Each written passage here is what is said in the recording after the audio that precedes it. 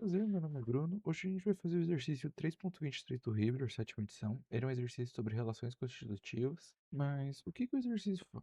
Ele fala que uma viga sustentada por um pino em C, por um cabo de ancoragem A e B, de aço A36, se o cabo tiver diâmetro de 9 milímetros, determine quanto ele estica quando o carregamento distribuído de W igual a 1,5 kN por metro agir sobre o fio. O material permanece elástico.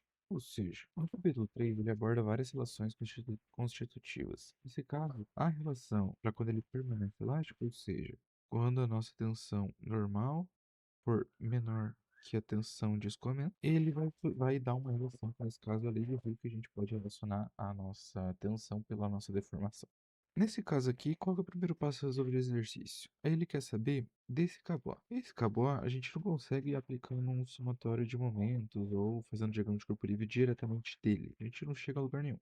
Mas se a gente fizer da viga aqui e considerar a reação que ele exerce sobre essa viga, a gente acha o valor dessa força FAB, por exemplo. Então, o primeiro passo, como eu disse antes, é o diagrama de corpo livre, que ele é um retângulo, a força distribuída aqui para baixo. Daí, opa, a gente teria uma reação FAB para cá, que como ele já nos deu, opa, tá meio pequeno, né, mas é 30 graus aqui. Então, esse ângulo aqui com a horizontal, 30 graus, 30 graus. Além disso, a gente vai ter, como a gente tem uma para baixo, uma para cima, eu vou chutar, por exemplo, que eu vou ter uma CY para cima e um CX para a direita. Se vocês separarem, ele só pede pra gente avaliar a questão do cabo, basicamente, a deformação que o cabo sofre. Ou seja, a gente não precisa descobrir CY, nem precisa descobrir CX. Se a gente descobrir FAB, a gente já mata o exercício, basicamente. Logo, se a gente fizer o somatório de momentos no ponto C, considerando anti-horário positivo igual a zero, a gente teria um FAB y, ou seja, a componente y de FAB, vezes 3, que é o braço de alavanca dele, como a gente pode ver aqui, né? Seria um FY aqui, o braço de alavanca dele aqui, menos, que nesse caso seria uma força resultante W desse carregamento distribuído, e ele é negativo, porque ele seguiria para o sentido horário, 1,5 vezes 1,5 vezes, só separar as unidades, que como o enunciado fala, é 1,5 quilonewtons. Então, quando a gente calcula aqui, se a gente manter esse quilonewtons aqui, FAB também vai estar em quilonewtons. Bom, a gente pode, já aproveitando, definir FABY. Se a gente reparar, se a gente decompor esse vetor aqui, a gente saberia que FABY ele vai ser igual a seno de θ, que nesse caso é 30, vezes FAB.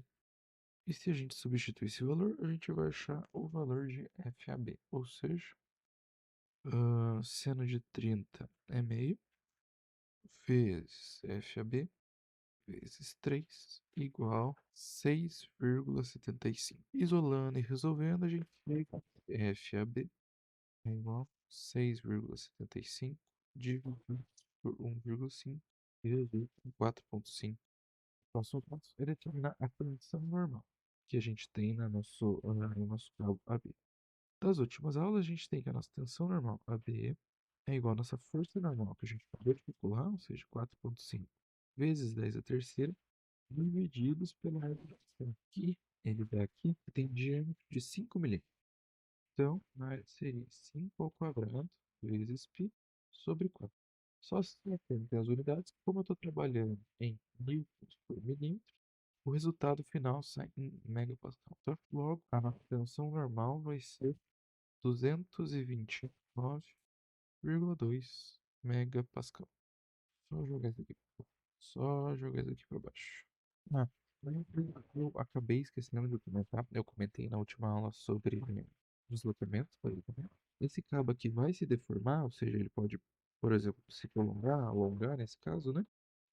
Esse ângulo 30, a gente vai supor que ele vai ter uma pequena deformação, ou seja, ele quase não vai variar. Então, tudo isso, depois considerando isso, eu esqueci de comentar no início, mas tudo isso considerando pequenos deslocamentos. Logo, a gente vai ter do início ao fim aproximadamente 30 graus. Não vai variar. Basicamente isso que a gente está querendo dizer, tá? a gente já calculou agora a nossa tensão normal, a gente precisa comparar se o que o enunciado deu está realmente certo. Ou seja, você não precisa, mas eu sempre acho bom você verificar se ele realmente está no regime linear elástico que o enunciado está falando. Porque isso vai limitar as equações que você pode ou não pode usar.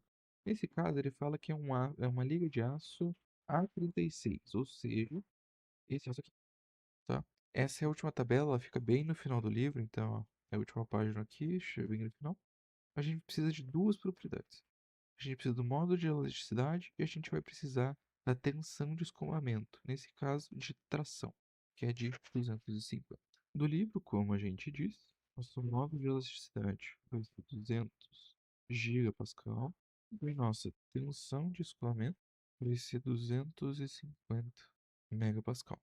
Agora que nós temos as duas tensões, a gente pode comparar como a nossa tensão calculada normal, que é o nosso sigma B, é menor do que a nossa tensão de escoamento, ou seja, menor que 250 megapascal. A gente confirmou o que o enunciado disse, que ele está no regime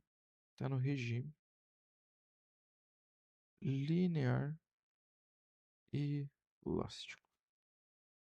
Bom, mas o que importa ele estar no regime linear elástico? Como eu falei no início da aula, a gente tem algumas relações constitutivas que relacionam a nossa tensão com a nossa deformação. Por ele estar nesse regime, a gente pode usar a lei de Hooke, que ela só é válida para quando está no regime linear elástico. Ou seja, da lei de Hooke, a gente teria aqui a deformação não, perdão, a nossa tensão igual ao módulo de elasticidade vezes a nossa deformação. Com isso, a gente pode calcular a deformação do nosso campo, que vai ser exatamente 229,2 por 200 vezes 10 a terceira. Estou trabalhando tudo em megapascal. Se você quiser mudar tudo por pascal, fique à vontade, mas é adimensional. Então, isso daqui nos dá 0,00115. Como esse valor de deformação é muito menor que 1, essa hipótese de pequenos deslocamentos é válida, ou seja, esse ângulo de 30 graus não vai variar tanto. Ele vai ter só um alongamento normal, basicamente. Bom, definindo então a nossa deformação AB, da última aula também, a gente teria que ΔS', que é o comprimento da barra depois dela se alongar, menos o comprimento da barra inicial, dividido pelo comprimento da barra inicial, deve ser igual a 0,00115. Chamando essa diferença entre o comprimento final e o comprimento inicial como um ΔL, que ele basicamente seria enquanto a barra aumentou. Então, se a gente considerasse, por exemplo, essa barra como sendo a barra inicial e essa barra como sendo a barra, e essa barra como sendo a barra final, depois de sofrer deformação, esse comprimento aqui seria o nosso ΔL, basicamente. Isolando isso daqui, a gente chega no valor de ΔL igual a 0,00115 vezes ΔS. E o nosso ΔS, a gente não tem, vai ter que fazer um cálculozinho básico de trigonometria, que seria basicamente 3 metros aqui, 30 graus aqui, vou fazer de x. Esse x aqui vai ser igual a 3 sobre cosseno de 30, que é igual a 3,46 milímetros, aproximadamente. Substituindo aqui, a gente chega no PR. Vai dar aproximadamente 3,97 milímetros. Se atentem um pouco às unidades de medida, tá? Aqui tem um erro que eu acabei de ver, que aqui não é milímetro, aqui é metro. 3,46 metros. E quando a gente substitui aqui por ΔS, que a gente substitui diretamente estar em metros, aqui o resultado final também está em metros. Eu só multipliquei por 10 a terceira e já achei o resultado milímetro diretamente, tá? Bom, gente, essa foi a aula de hoje. Essa aula foi um pouco mais curta, mas era só para mostrar um pouco sobre as relações constitutivas, principalmente para essa questão de a relação constitutiva para um regime linear elástico com a nossa tensão calculada sendo menor que a tensão de escoamento. A única dica que eu dou de uma maneira geral é se atentar bastante às unidades, porque como vocês puderam ver aqui eu acabei escrevendo a unidade errado e dependendo da forma que eu vou desenvolver esse exercício, espero acarretar um erro no final. E aqui no final se atentar que Eu não coloquei a unidade em metros diretamente, já mudei para milímetros, enfim. Só esses detalhezinhos, mas no geral é isso e até a próxima aula.